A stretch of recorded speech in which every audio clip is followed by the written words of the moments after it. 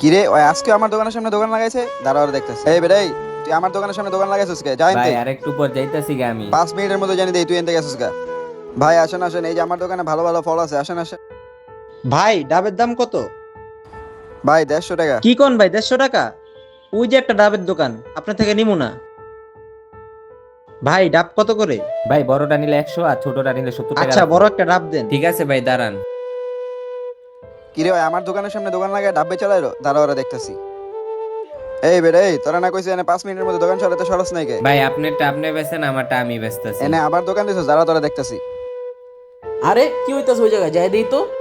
আরে তোমরা এইভাবে ঝগড়া করতেছো কেন? কি হয়েছে তোমাদের? আরে ভাই আপনি দেন না, আমার দোকানের সামনে ওই দোকান লাগাইছে, ওর লাগে আমি ব্যবসায় করতে পারতাছি না। আরে কি হয়েছে তোমার? কি সমস্যা? ভাই আপনি দেন, এর দোকানের থেকে কত দূরে দোকান লাগাইছি, তাও হয় আমার লগে ঝগড়া করে।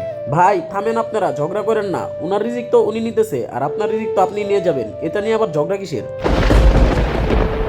হ্যাঁ ভাই আপনি ঠিকই বলছেন, আর রিজিকের মালিক তো আল্লাহ। আচ্ছা ঠিক আছে, আপনি তাহলে ব্যবসা করেন। হ্যাঁ, রিজিকের মালিক আল্লাহ। ভিডিওটি ভালো লাগলে কমেন্ট করুন।